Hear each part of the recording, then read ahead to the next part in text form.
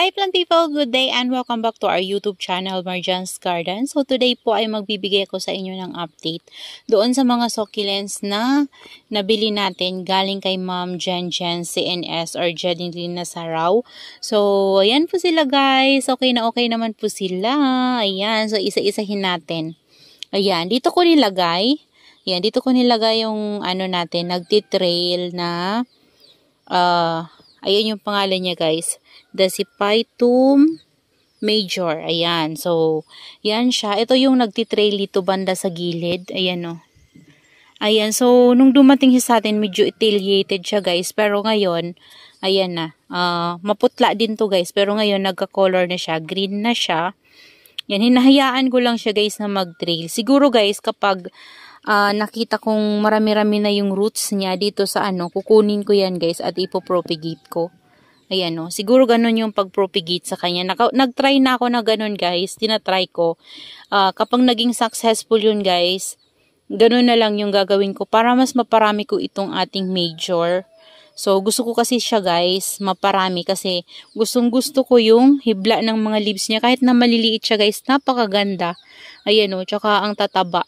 So, kung titingnan yung maigi, diba o, napakaganda. Kaya, nung naano ko nito guys kay Ma'am Jen, na pwede palang i-ship na hindi siya i-uproot. So, yun na lang yung nire-request ko sa kanya. Huwag niya nang i-uproot. Kasi maliit lang naman din yung pot nito guys. And, mas maganda siya kapag hindi in-uproot. Kasi yung dati niyang soil, hindi ko na yan guys tinatanggal. Hinahayaan ko na lang. So, nagtatry din ako niyan guys, mag-propagate sa leaves. Ayan o, meron na siyang tumutubo. Ayaw ko lang guys mag-focus ng ating camera, napakaliit kasi ayan siya oh, meron nang tumutubo sa leaves niya. Yung isa, bali dalawang leaves lang naman guys yung tinatry ko. So yung isa meron nang tumutubo na baby. So pwede rin pala siya guys i-propagate sa leaves. Yan, ito yung isa natin. Ayan. So punong-puno din itong ating isa pero hindi pa siya nagtitrail. So ang ganda niya. Yan, so mabigat siya kasi original soil, yung soil niyan guys.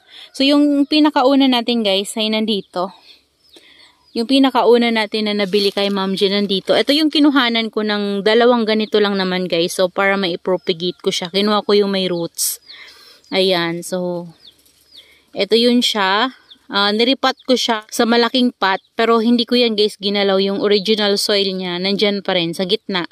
Nilagay ko siya sa gitna tapos nagdagdag lang ako ng rice hull paikot and naglagay ng topping. So, hindi ko ginalaw yung dati niyang soil.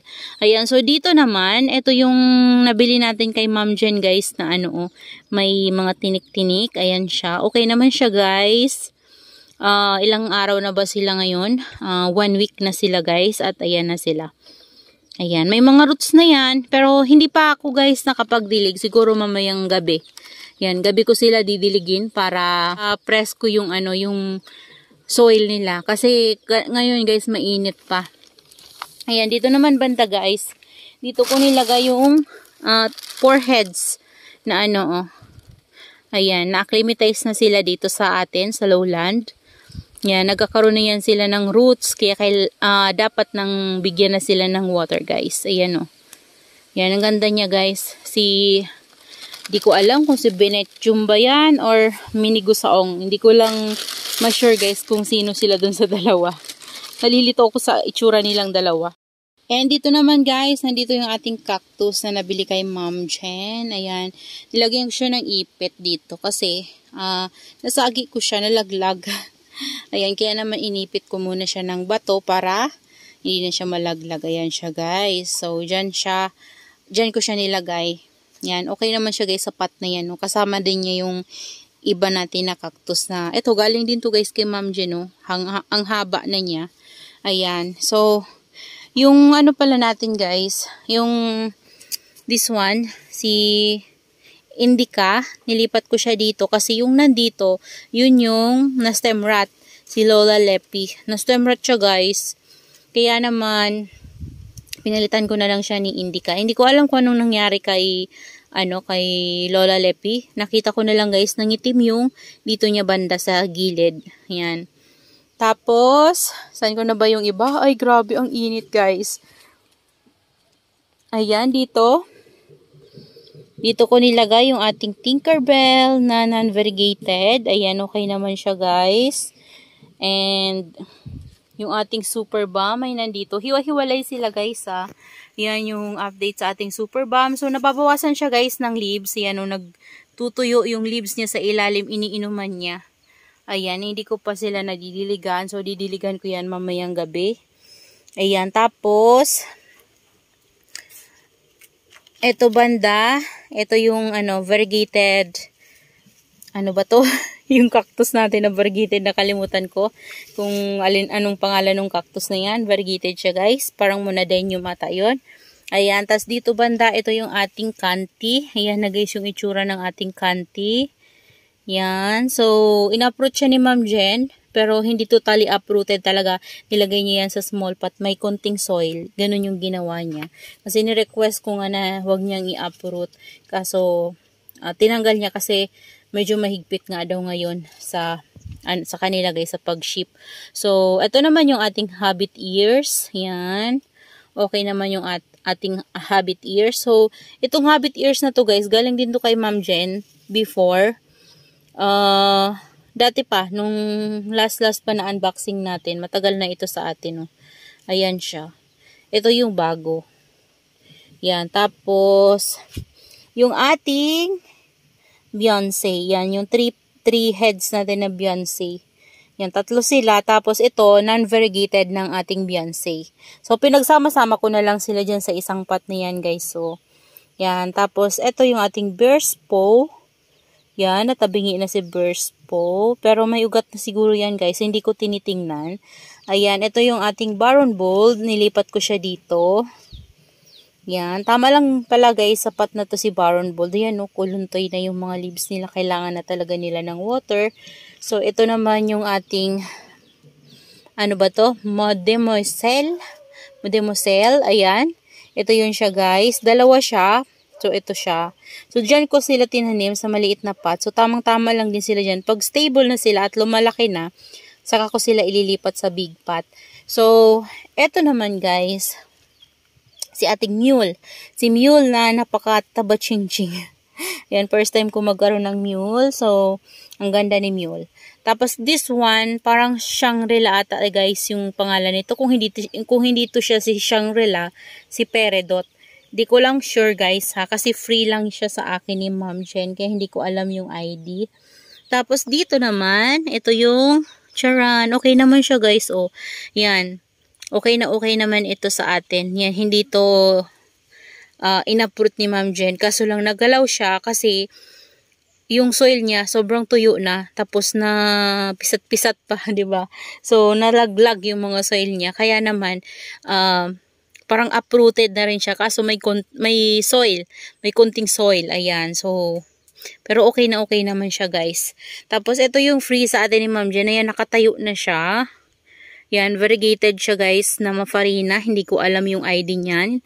Nire-research ko talaga guys kaso hindi ko mahanap. Ayan, dito naman banda, ito yung ating variegated lady's finger.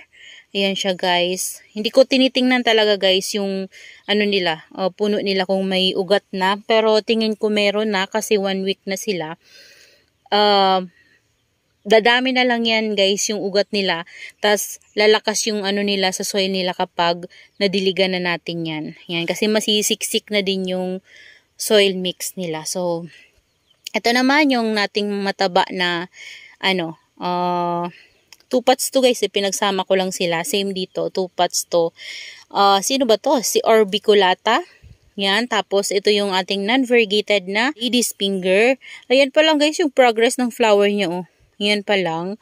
Yan, tapos dito yung ating Sedum lucidum. Yan guys, tapos yung ating War Club. Yan, War Club pala to guys. Yung ating Hawayuki. So, tinabi ko na lang sa kanya guys yung dati kong Hawayuki guys. So, yan, oh. Ito siya.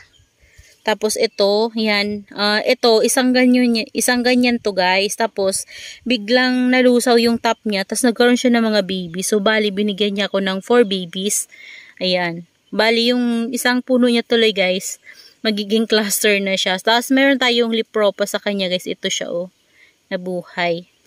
Yan. Tapos, ito yung free sa atin ni Ma'am.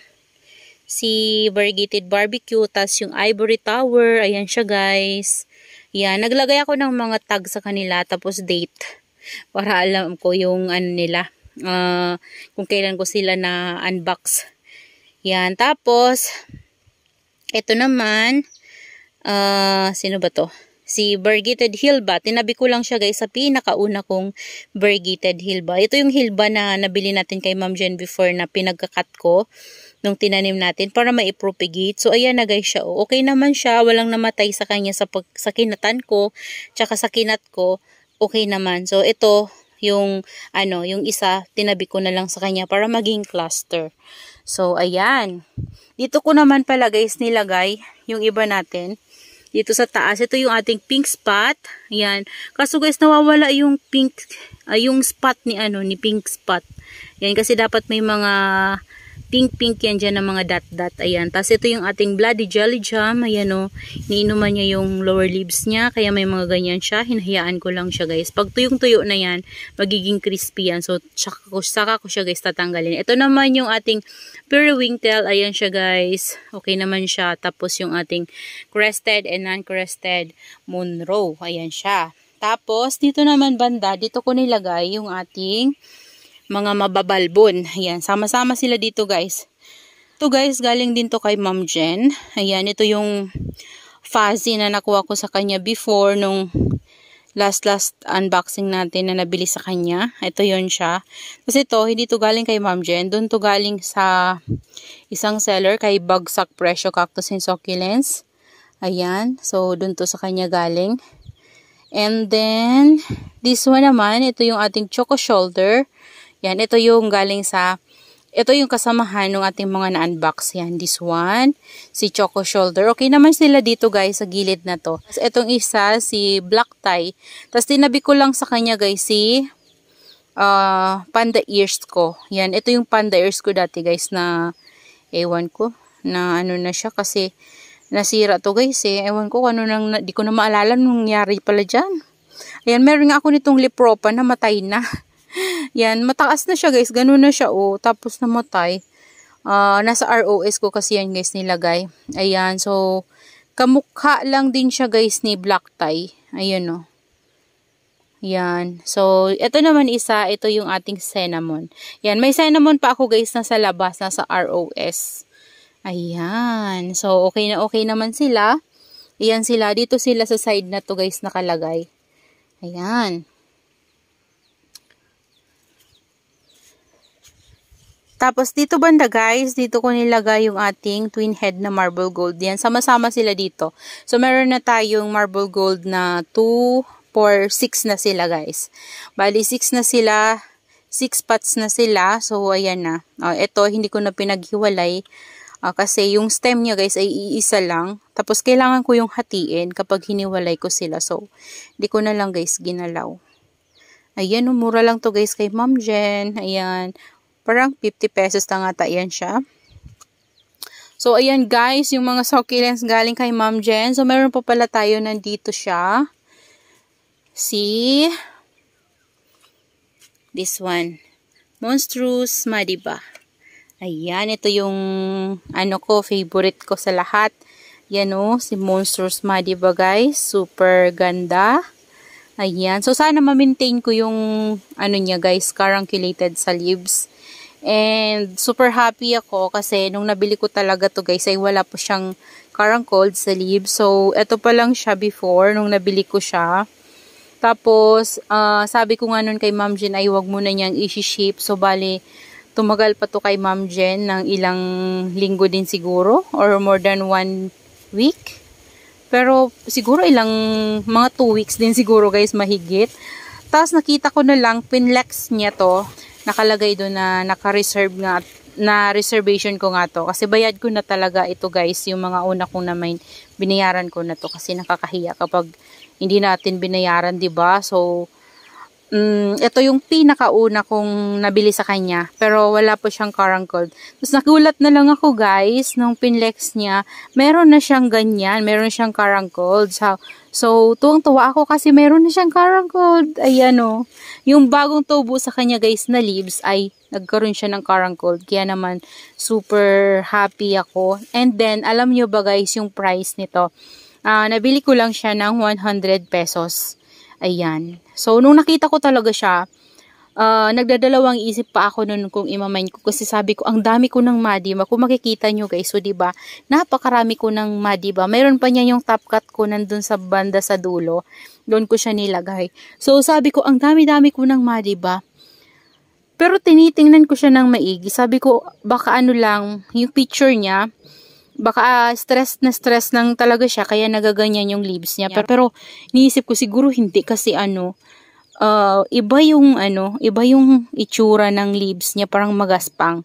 Kaya naman minain ko na lang siya. Tapos yun, nung minain ko siya, hindi naman ako excited na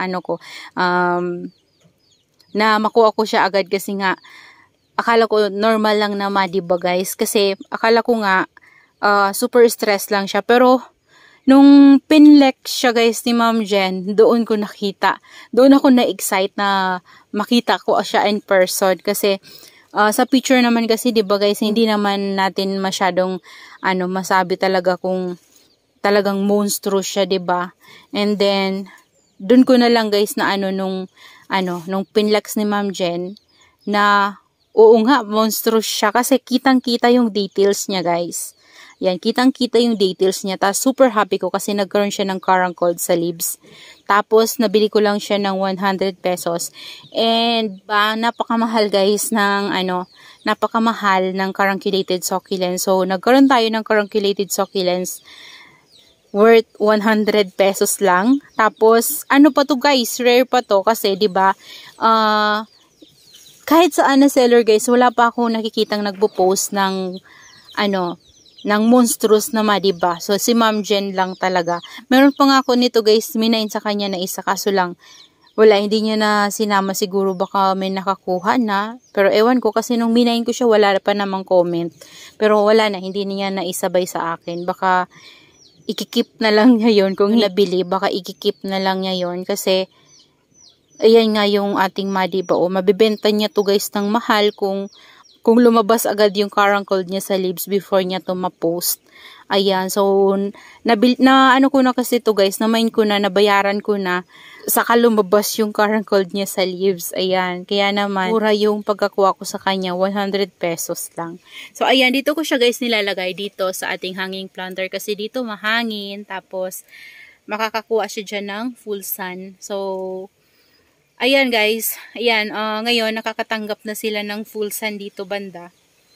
Ayan. Sanay na siya guys sa ganyan na sunlight natin after 1 week niya sa atin. Ayan. So, yun lang guys. That's all for today's video guys. Yan, nagbigay lang tayo ng update doon sa mga succulents na galing kay Ma'am Jeneline Nasarao of Jen Jen's Garden. So, super happy ako guys kasi kasi kay Ma'am Jen ko talaga guys nakukuha yung mga dream plant ko. Ayan, kasi ito, kagaya niyan, 'di ba, mga full bar, napakamahal yan guys sa ibang seller. Pero kay Ma'am Jen, makukuha nyo lang po yan siya ng mura. Mag-abang lang kayo guys sa mga post ni Ma'am Jen. Hindi po siya nagla-live. Minsan nagla-live siya pero bihira lang yung guys mangyari. Pero kadalasan ginagawa ni Ma'am Jen ay posting. So mag-abang lang po kayo sa posting niya.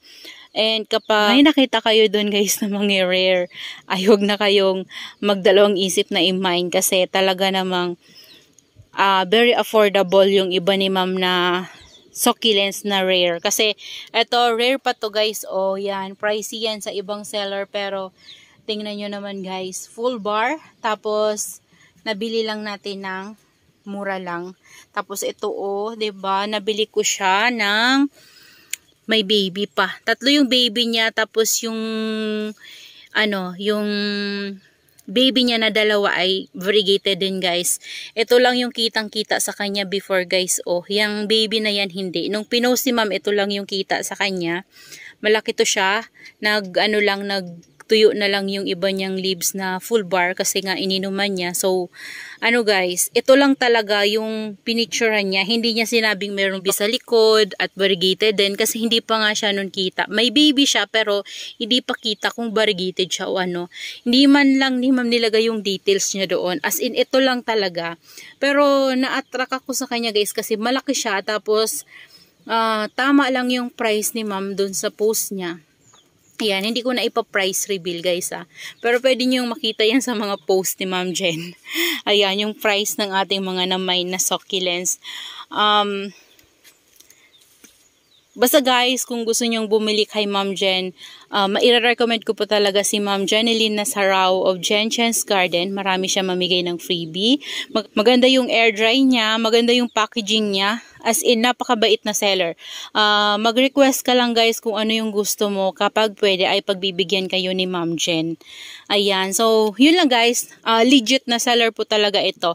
Marami naman guys legit na seller. Pero si Ma'am Jen talaga yung binibilan ko na grabe na amazed talaga ako sa mga succulents na galing sa kanya. Lalo na maganda yung air dry, mabait na seller. Tapos, mura lang talaga guys yung ibang rare na succulent sa kanya. Meron naman guys pricey pero alam nyo naman kapag pricey guys talagang rare talaga siya. So abang-abang na lang kayo guys sa sale ni Ma'am Jen kung gusto nyong bumili sa kanya. Abang kayo sa sale niya para makakuha din kayo ng murang succulents na mga rare.